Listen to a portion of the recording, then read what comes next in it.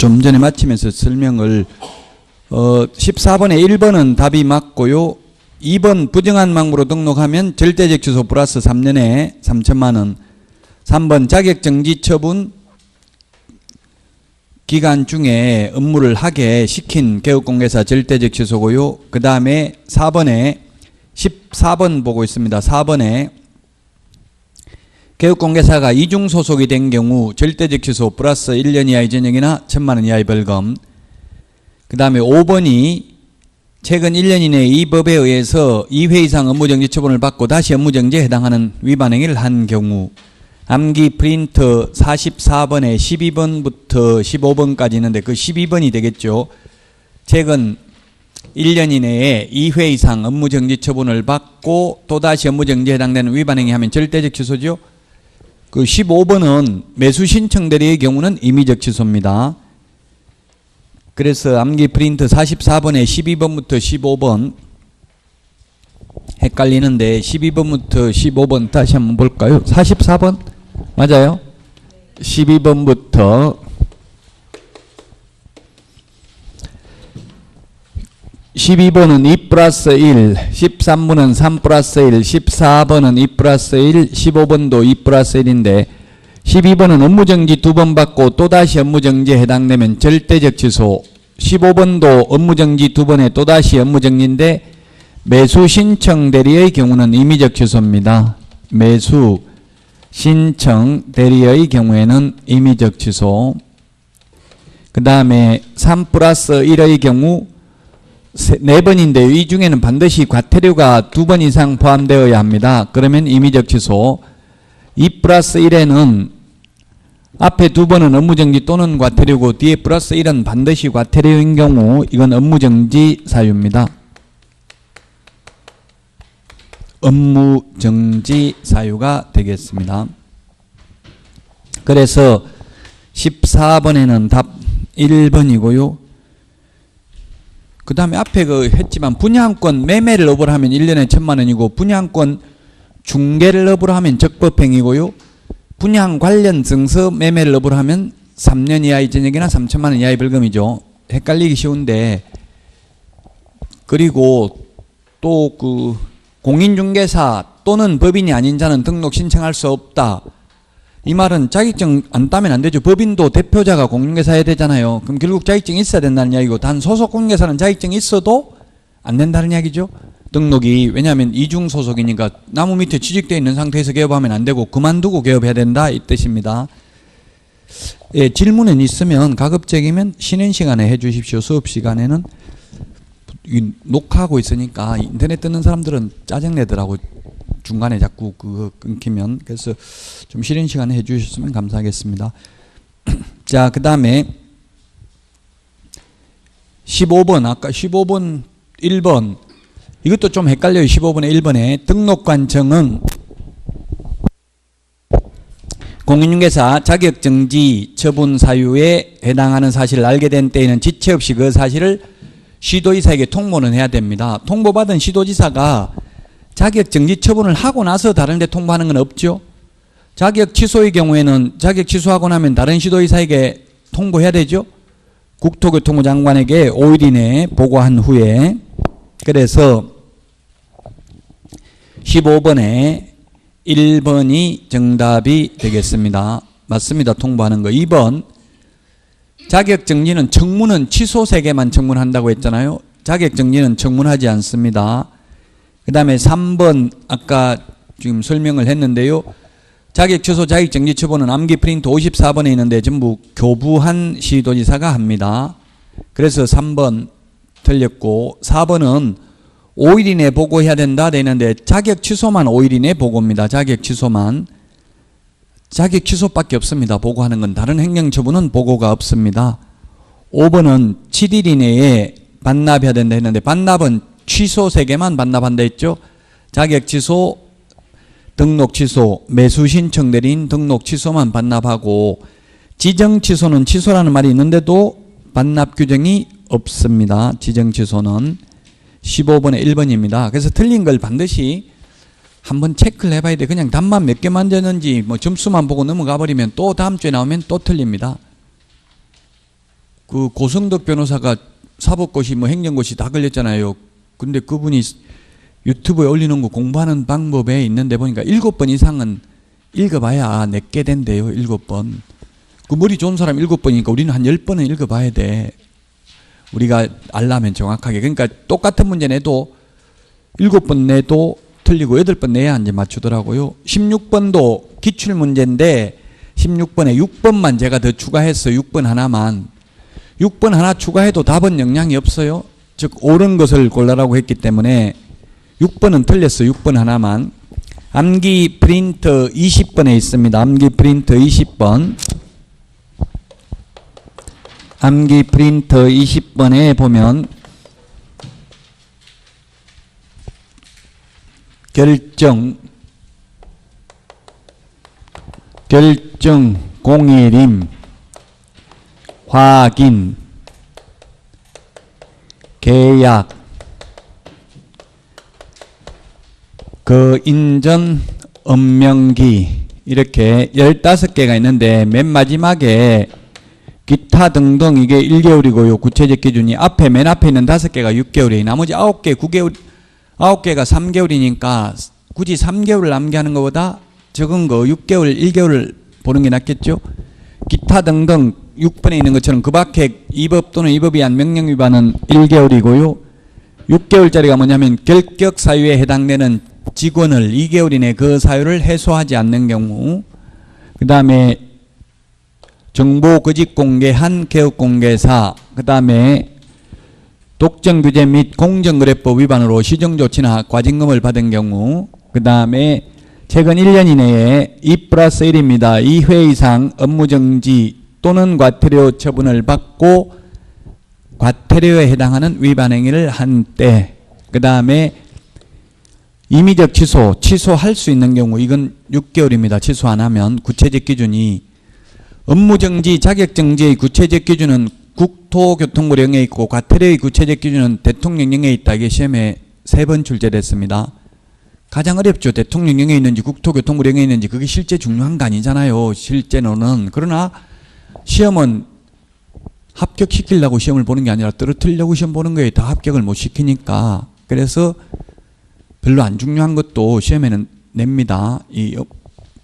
그래서 결론은 16번의 답 5번입니다. 5번. 6번 하나만 1개월이고요. 나머지는 다 맞습니다. 이 구체적 기준의 2분의 1 범위 내에서 늘리거나 줄일 수 있죠. 아무리 늘리더라도 법에서 정하고 있는 6월을 초과할 수는 없습니다. 16번에 5번이고요. 17번 협회 중에서는 공제운영위원회가 최근에 생겼기 때문에 어쩌면 가장 중요할 수 있어요.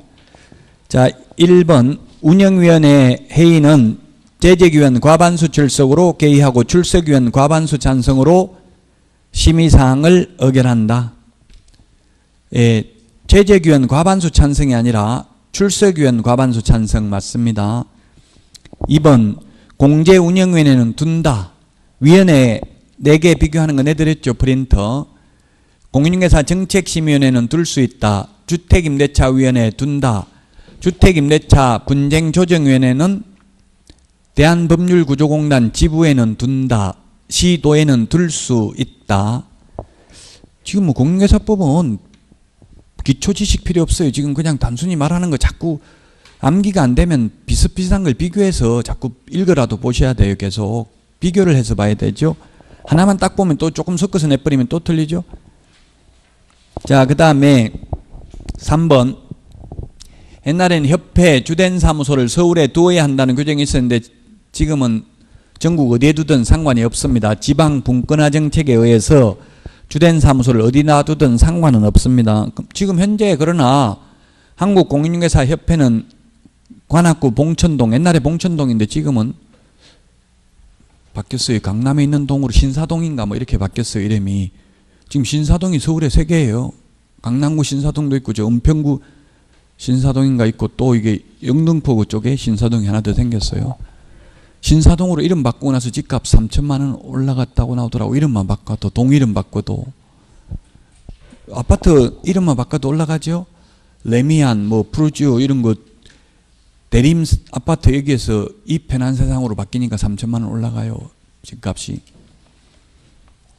지금 집값이 서울 수도권에서 그런 게 다 카페 이런 게 있어가지고 다음 네이버인 거 입주자 카페 이런 게 있잖아요. 그럼 밑으로 얼마 밑으로 내놓으면 허위 매물이라고 전부 신고해버리는 거예요. 그럼 교육공개서도 허위 매물 했다고 하니까 또 업무 정지 받을 가능성도 많잖아요. 그 제가 내놔라고 한 대로 내놓으면 착한 공인중개사 해가지고 인증서까지 주고 이러더라고요. 지금 그래서 자유로운 그 시장 경제 원리에 따라서 가격이 결정 안 될 수도 있어요. 거의 지금 거래는 별로 안 되는데 한 건 거래돼 버리면 비싸게 되니까 뭐 가격 매도가 올랐다 이렇게 나오는 거예요. 실제 거래는 그렇게 많이 되지도 않아요. 자, 그래서 4번이 정답입니다. 4번.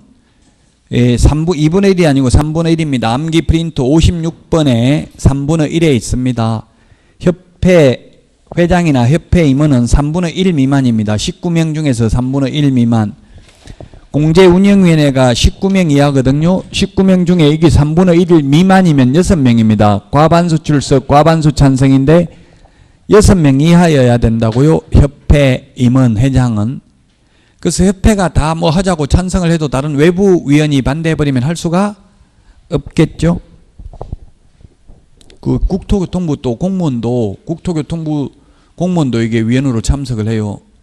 아마 국토교통부 공무원 빼고 나머지 위원들 외부 위원들은 주로 대학 교수들인데 사실 모든 위원회 위원들은 거의 그 수기거든요. 돈 주고 출장비 주고 이렇게 하니까 그렇긴 한데 어쨌든 협회 영향력을 약화시키기 위해서 3분의 1 미만입니다. 2분의 1 미만이 아니고요. 5번에 부위원장이라는 말이 있는 건 4개 위원회 중에서 공제운영위원회 하나밖에 없습니다. 부위원장이라는 말이 있는 건. 나머지는 부위원장에 관한 규정이 없습니다. 그래서 공인중개사 정책심의위원회 같은 경우에는 위원장이 직무를 대행할 수 없는 경우에는 위원장이 미리 지명한 위원이 직무를 대행합니다. 근데 공제운영위원회는 부위원장도 각각 호선입니다. 호선은 자기들 위원들끼리 상호간에 선출한다는 이야기죠. 위원장, 부위원장 모두. 자, 그래서 17번에 답 4번이고요. 그 다음에 18번입니다. 옳은 것은 모두 몇 개인가 했는데요. 옳은 것은 답은 4번이고요. 1번 협회, 시도, 협회의 경우 시도에 지부를 두는 경우에는 시도지사에게 사후에 신고하면 됩니다. 사전 신고가 아니고 승인 X입니다. 그 다음에 2번은 자격증 사본을 게시하는 게 아니라 등수보자, 자격증 원본 게시해야 됩니다. 그 다음에 3번은 맞습니다. 19명 이내입니다. 공제운영위원회 위원. 이 19명 중에 협회 관계자가 3분의 1 미만이어야 한다고요. 그 다음에 4번 정책심의위원회는 위원장 1명 포함하여 7명 이상 11명 이내의 위원으로 구성한다. 4번 맞습니다. 5번 인장 변경 신고서에는 중개사무소 등록증 원본을 첨부해야 된다. 왜? 등록증 원본에 변경된 인장을 찍어야 되기 때문에 그렇습니다. 그래서 3, 4, 5번 3개가 맞습니다.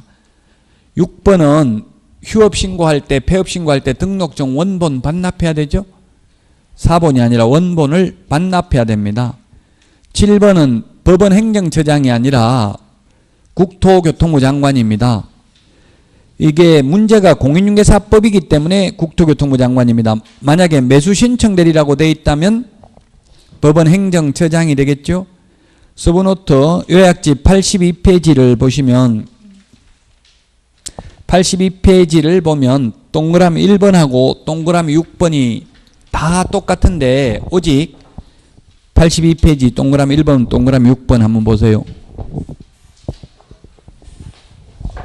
다 똑같은데 동그라미 1번은 국토교통부 장관이고 동그라미 6번은 법원 행정처장이죠.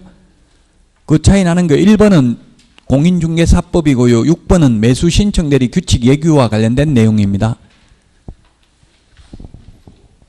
그래서 18번에 7번은 문제가 메뉴에 공인중개사법이라고 되어 있기 때문에 법원 행정처장이 아니라 국토교통부 장관의 요청이 있는 경우에는 금융위원회의 설치 등에 관한 법률에 의한 금융위원회입니다. 금융감독기구가 아니라 금융위원회의 설치 등에 관한 법률에 의한 금융감독원 원장은 국토교통부 장관의 요청이 있는 경우 공제사업에 대해서 검사할 수 있습니다. 답 4번, 3번, 4번, 5번 세 개가 맞습니다. 19번 옳은 것은 했는데 가태료 부과 기준은 국토교통부령이 아니라 대통령령입니다. 업무정지, 자격정지, 행정처분 구체적 기준은 국토교통부령입니다. 2번은 3년에 2천만 원이 아니라 3년에 3천만 원입니다. 무등록업자. 3번이 답입니다. 무등록업자가 표시광고하면 1년에 1천만 원입니다. 개업공개사가 표시광고 위반하면 100만 원 이하의 가태료죠. 그래서 3번이 답이 되겠고요. 4번은 동일한 금액의 벌금형 X입니다. 양벌 규정은 동일한 금액이 아니라 해당 조에 규정된 벌금형 이렇게 되어 있습니다. 법 제50조에 보면 개업공개사가 고용한 소속공개사 중개보조원, 법인의 임원 또는 사원이 법 제48조 3년 이하의 징역이나 3천만 원 이하의 벌금, 제49조 1년 이하의 징역이나 1천만 원 이하의 벌금에 해당하는 위반 행위를 한 때에는 그 행위자를 벌하는 외에 그 개업공개사에 대해서도 해당 조에 규정된 벌금형을 과합니다. 해당 조에 규정된 벌금형이니까 사장이 1천만 원 벌금 받아도 직원은 100만 원 벌금 받을 수도 있다는 이야기입니다. 그래서 동일한 금액 틀렸습니다. 4번. 5번 이 양벌 규정은 다만 개업공개사가 그 위반 행위를 방지하기 위하여 상당한 주의와 감독을 게을리하지 아니한 경우에는 그러하지 아니하다고 되어 있죠. 2분의 1을 깎아주는 게 아니라 아예 그러하지 아니하다 이 말은 양벌 규정에 의해서 벌금 받지도 않는다고요. 개업공개사의 고의가실이 없는 경우에는. 형사 책임만 과실 책임이고 행정상 책임이나 민사 책임은 무과실 책임이죠. 그래서 답은 19번에 3번이고요. 20번의 답 4번입니다. 4번. 20번에 4번 빼고 나머지는 전부 1년에 1천만 원입니다. 암기 프린트 22번에 있는데 유사, 이중, 양도, 유사한 것을 이중으로 양도한 임정, 이는 비광, 팔고, 매무수거, 비광, 매무수거, 유사, 이중, 양도, 임정, 비광, 매무수거입니다. 1번 이중사무소에 1년에 1천만 원 등록을 취소할 수 있고요. 그 다음에 개업공개사가 아닌 자가 표시광고 위반하면 1년 이하의 징역이나 1천만 원 이하의 벌금에만 처하고 행정처분에 관한 규정은 없습니다. 임시중개시설물 등록을 취소할 수 있습니다. 물론 1년에 1천만 원이고요. 4번이 중개대상물의 중개에 관한 표시광고를 한 개업공개사 이렇게 되어 있는데 표시광고를 위반한 개업공개사 이렇게 하는 게 더 좋겠죠. 물론 위반이라는 말 빠져 있어도 문제 잘못된 건 아니에요. 틀린 건 아니에요. 왜냐하면 위반하면 100만 원 이하가 드리고 위반 안 하고 광고했으면 처벌 안 받잖아요. 그렇죠? 만약 이렇게 나왔다 하더라도 정답에 영향을 미치지 않는다고 이 신청 대상은 아니에요. 위반했으면 개업공개사가 표시광고를 위반했으면 100만 원 이하의 가태료, 위반 안 했으면 적법행위잖아요. 그 나머지는 다 1년 이하의 징역이나 1천만 원 이하의 벌금이기 때문에 4번이 답인 것은 명백합니다. 근데 제가 출제할 의도는 사실은 위반한 이 말을 넣으려고 했는데 위반한 이 표현이 안 들어가 있어요. 4번이 정답이 되겠습니다. 5번은 자기의 성명을 사용하여 중개업무를 하게 하거나 양도대여한 자 모두 양수대여받은 자, 즉 빌려준 사람이나 빌린 사람 똑같습니다. 1년에 1천만 원. 그런데 빌려준 사람은 자격 취소, 등록 취소되지만 빌린 사람은 취소될 자격증 등록증 없죠? 행정처분 대상은 아닙니다. 빌려준 사람, 빌린 사람 동일한 행정처분 대상이다 하면 X입니다. 행정형벌은 동일한데 행정처분은 다릅니다. 자기 성명 사용하게 하는 것과 양도대여가 똑같습니다. 그래서 개업공개사가 자기 성명 사용하게 했다면 등록증 양도대여고요. 공인중개사가 자기 성명 사용했다 이런 말, 성명 사용하게 했다는 말 나오면 자격 취소입니다. 자격증 양도대여이기 때문에 자, 그래서 20번에 답이 4번입니다. 4번. 그 다음에 21번. 부동산 거래 신고 등에 관한 법률 옳은 것은 했는데 답은 3번이고요. 지난주 문제 1회 동형 1회하고 비슷합니다. 이거 틀리신 분은. 그런데 다른 학원에 이걸 오답률을 보니까 50%가 넘더라고. 지난주 문제하고 거의 똑같은데도. 자, 기억. 우리 서브노트 88페이지에 보면 8개 법률에 의한 공급계약입니다. 88페이지. 맨 위에서 세 번째 줄에 동그라미 2번 한번 읽어보겠습니다. 8개 법률 88페이지. 택지개발촉진법, 주택법, 공공주택특별법, 도시개발법, 도시 및 주거환경정비법, 특히 거기에 빈집 및 소규모 주택 정비에 관한 특례법 올해 신설됐다고 했죠. 특히 중요합니다. 그 다음에 산업입지 및 개발에 관한 법률, 건축물의 분양에 관한 법률 8개 법률에 의한 공급계약 부동산거래 신고해야 됩니다. 이 공급받은 지위, 즉 분양권 이걸 전매할 때도 부동산거래 신고해야 됩니다. 건축법은 이 8개 법률에 들어가지 않습니다. 건축법은. 그래서 쉽게 말하면 분양권도 30호 30세대 이상 분양권은 처음 분양받았을 때 부동산거래 신고해야 되는데 건축법상 허가대상인 29호 29세대 이런 거 있잖아요. 즉 지나다니다 보면 조그마한 상가 같은 거 건축법 허가받은 거 다 짓기 전에 미리 분양하는 경우도 있죠. 그런 경우는 분양받아도 부동산거래 신고할 필요 없습니다. 건축법 적용받는 것은. 그래서 기억은 맞습니다. 빈집 및 소규모 주택 정비에 관한 특례법, 최초 공급계약도 부동산거래 신고를 해야 되고, 그 다음에 사업시행계획 인가로 취득한 입주자로 선정 지위 매매계약 전매할 때도 부동산거래 신고해야 됩니다. 니은은 중개거래인 경우는 반드시 개업공개사가 신고해야 되죠. 계약 일반 당사자가 국가 지자체라도 거래 당사자 직거래인 경우는 국가 등이 단독으로 부동산거래 신고한다고 했습니다. 따라서 니은 틀렸습니다. 디귿은 잔금 지급일이 X죠. 계약일로부터 60일 이내 부동산거래 신고 안 하면 500만 원 이하의 과태료입니다. 리얼 맞습니다. 산업입지 및 개발에 관한 법률에 따른 부동산에 대한 공급계약 부동산거래 신고해야 되고요. 미음은 신고 필정 교부 지체 없이로 바뀌었습니다. 작년에 적시였는데 전부 다 지체 없이입니다. 해제신고, 변경신고, 정정신청하면 전부 다 지체 없이 처리해야 됩니다. 지체 없이. 적시가 아니고요. 적시는 이유 이하를 불만하고 적시고 지체 없이는 상당한 이유 없이 지체하면 안 될 때 쓰는 표현입니다. 자, 그래서 답이 3번이 되겠습니다. 기억하고 리얼 두 개가 맞습니다. 22번 전자문서로 제출할 수 있는 것은 했는데 답은 5번입니다. 인장 등록, 등록 인장, 변경 등록, 고용 신고는 전자문서가 가능한데 고용관계 종료 신고는 전자문서 안 된다 했죠. 휴업 신고, 폐업 신고도 전자문서 안 됩니다. 그래서 담당 공무원이 보통 지적민원과에서 이게 우리 중개업 담당하는 게 이게 시설직, 기술직 공무원들이더라고요. 지적기사 이런 자격증 있는 분들이 있더라고요. 그래서 저한테 업무 정지해도 되는지 자문을 구하길래 저도 그러면 하나 물어봅시다.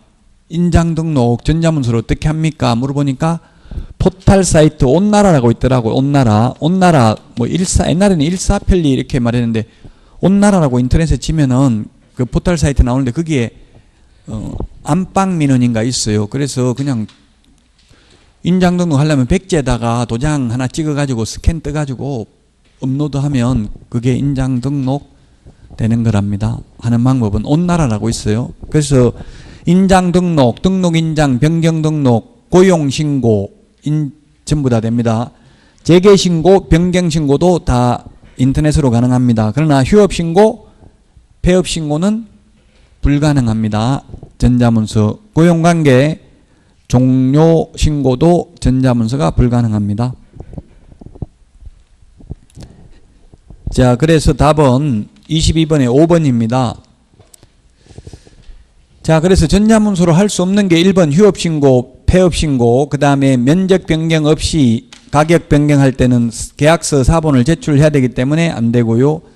그 다음에 당사자 중 일방이 신고를 거부하는 경우 상대방이 단독으로 부동산 거래 신고하는 경우도 사유서와 계약서 사본을 제출해야 되니까 가야 됩니다. 방문 신고만 됩니다. 근데 계약 일방 당사자가 국가 등이어서 국가 등이 단독으로 신고할 때는 전자문서 가능합니다. 자, 그 다음에 위임을 받은 자가 대리인이 신고서 제출을 대행하면은 대리권 증명하는 문서를 제출하러 가야 되죠. 그래서 답은 5번입니다.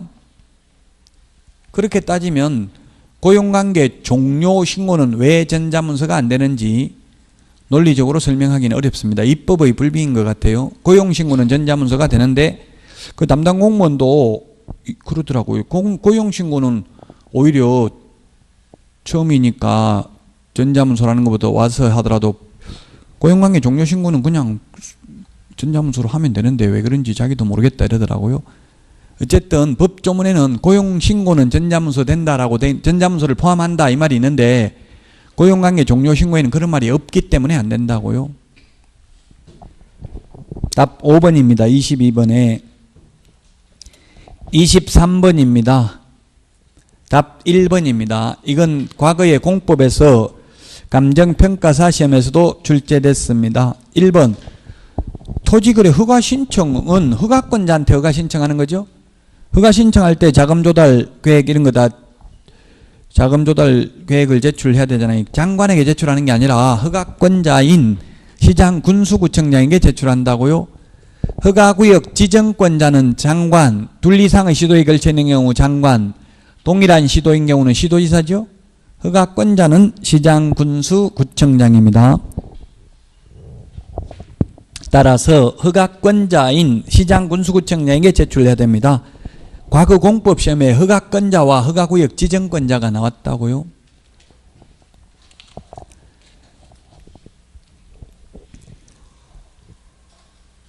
그래서 1번이 틀렸습니다. 국토교통부 장관이 아니라 시장 군수구청장에게 제출해야 되고요. 그 다음에 2번은 허가권자는 허가신청서를 받으면 민원 처리에 관한 법률에 따른 처리기간 내에 허가 또는 불허가 처분을 하고 허가증을 발급하거나 불허가 처분 사유를 서면으로 알려야 된다. 다만 선매 협의 절차가 진행 중인 경우에는 위기간 내에 그 사실을 신청인에게 알려야 됩니다. 위기간 내라는 건 민원 처리에 관한 법률에 의한 처리기간 내에, 즉 대통령령에는 그걸 15일이라고 하고 있습니다. 15일 이내에 신청인에게 알려야 된다. 선매 협의 사실을, 선매 협의 대상 토지임을. 4번에 15일 이내에 허가증을 발급 또는 불허가 처분 사유의 통지가 없는 경우 그 기간이 끝난 날의 다음 날 허가가 있는 것으로 본다. 5번 허가받지 아니하고 체결한 토지거래계약의 효력은 발생하지 않는다. 맞습니다. 23번에 답 1번이고요. 24번 부동산 거래 신고 등에 관한 법률입니다. 1번 국토교통부 장관 또는 시장 군수구청장은 적절한 부동산 정책 수립 및 시행을 위하여 부동산 거래 상황, 외국인 부동산 취득 현황, 부동산 가격 동향 등 이 법에 규정된 사항에 관한 정보를 종합적으로 관리하고 이를 관련기관 단체 등에 제공할 수 있다. 맞습니다. 2번 부동산 거래 신고 내용을 조사한 경우 신고관청은 조사 결과를 시도지사에게 며칠 이내 보고하라는 말 없어요. 그냥 보고하라고만 돼 있습니다.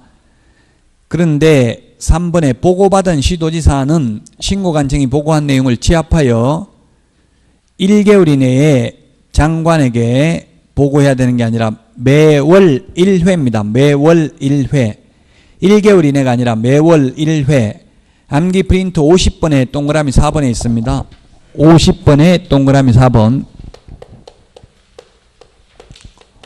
50번에 동그라미 4번에 보면 매월 1회 국토교통부 장관에게 제출을 해야 됩니다. 그래서 답은 3번이 되겠습니다. 그 다음에 4번, 5번 신고관청은 외국인 등이 대한민국 안의 부동산 등 취득에 따른 신고 내용을 매 분기 종료일로부터 1개월 이내에 시도지사에게 제출해야 된다. 다만 세종특별자치시장은 직접 국토교통부 장관에게 제출을 해야 되고요. 5번 신고 내용을 제출받은 시도지사는 제출받은 날로부터 1개월 이내에 국토교통부 장관에게 제출해야 됩니다. 암기 프린트 45번에 1213에 있습니다. 45에 1213 암기 프린트 45번에 1213번에 보면 1개월 이내가 나와 있다고요. 찾아볼 수 있으면 자꾸 찾아보는 게 좋아요. 일주일에 한 번씩 최소한 읽으라도 보라고 했죠. 안 적어보려면 최소한 한 번 정도는 적어보는 게 좋아요. 꼭 적기 싫으면 프린트를 해가지고 뜨문 보니까 이 노트에 딱 그 56페이지까지 한 페이지에 1번 한 페이지, 2번 한 페이지 이런 식으로 해서 그 각 줄을 달면서 또 그 보충 설명을 하면서 노트에 이렇게 오래 붙였더라고. 1번 하나 오래 붙이고 한 페이지에 2번 하나 오래 붙여놓고 그 밑에다 이해 안 되는 거 좀 적고 메모하고 이러면 80점은 나와요. 그런 식으로만 해도 이것만 정확하게 다 알아도. 자, 그래서 24번에 답 3번입니다. 24번에 3번, 25번 권리금 서브노트 150페이지에 있습니다. 150페이지.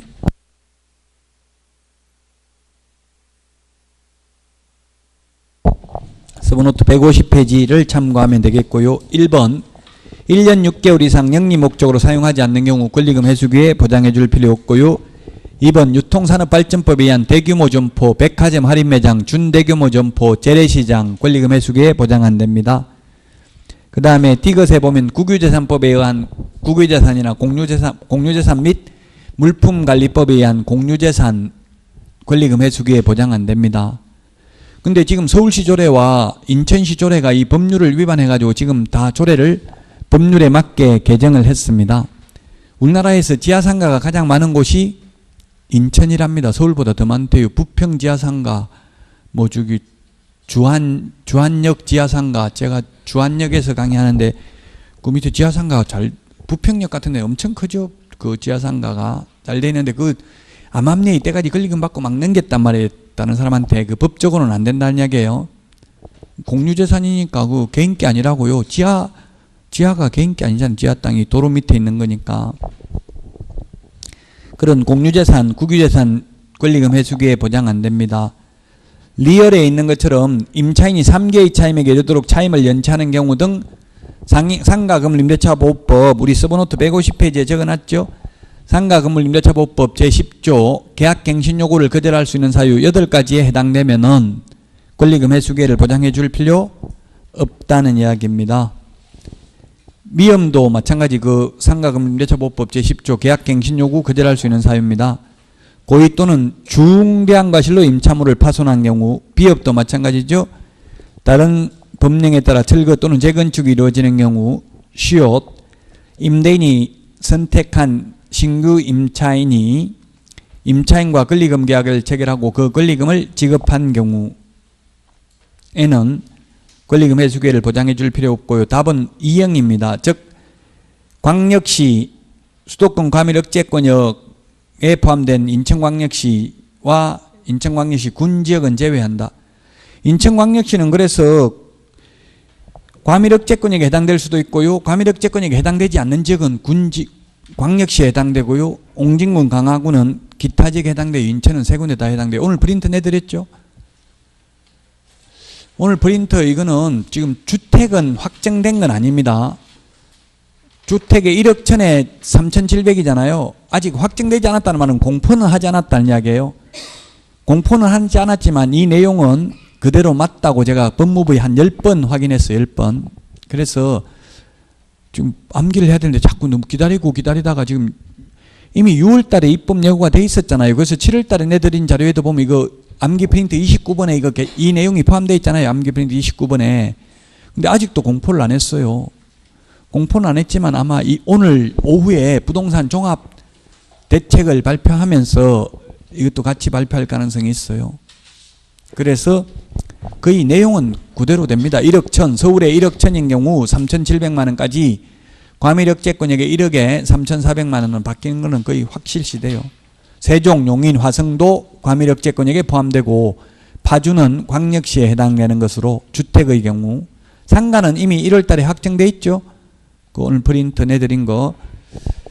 그래서 여기서 제가 볼 때는 주택 상가가 다 바뀌었잖아요, 올해. 그래서 한 문제는 출제될 것이고요. 프린트 이거. 그 다음에 상가 5% 100분의 5밖에 못 올리는 걸로 그것도 올해 바뀌었죠. 100분의 9에서 100분의 5로 바뀐 거.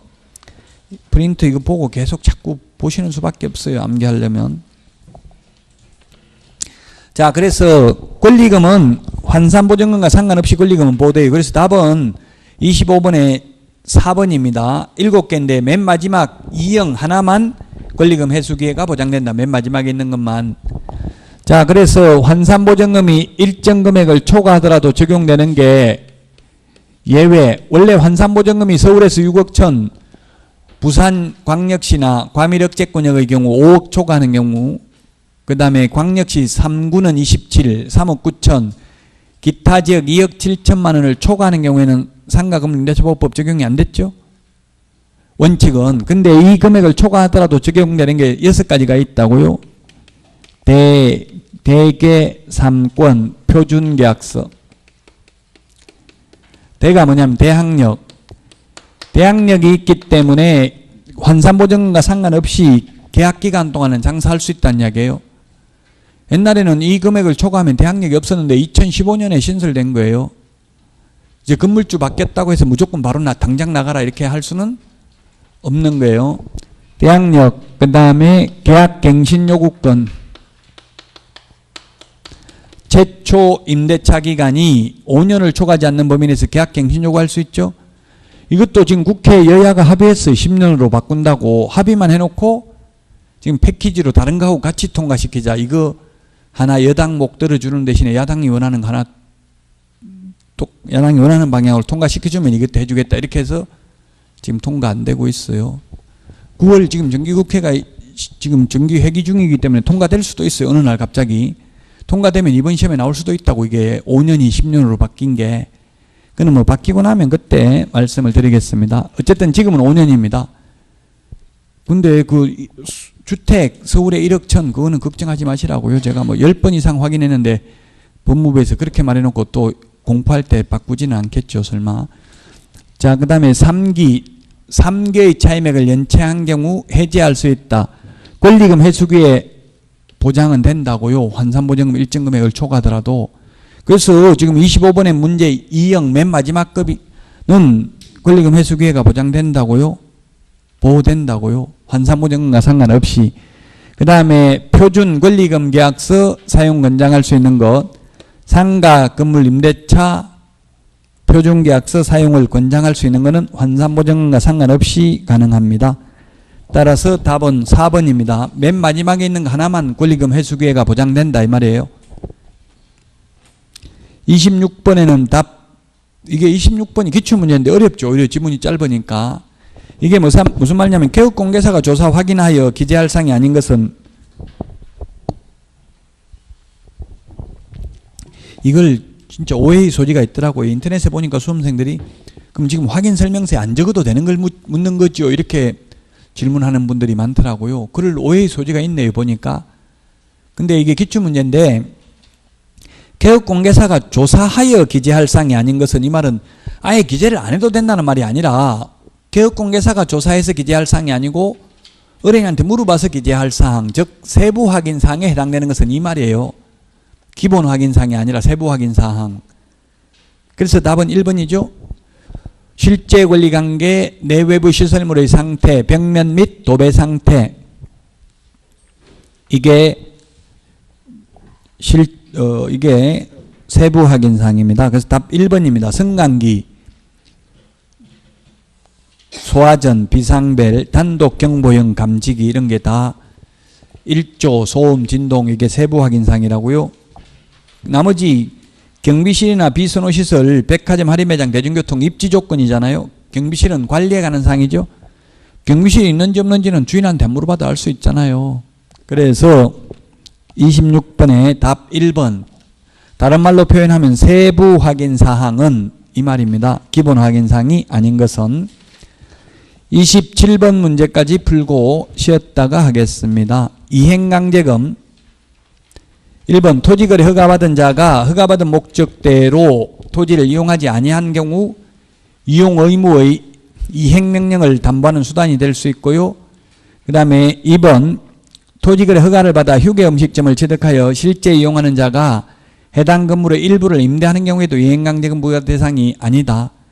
다가구주택 방이 19개짜리를 사가지고 19개 다 자기가 혼자 살 수가 없잖아요. 세 놔도 된다고요. 이행강제금 부과 대상이 아닙니다.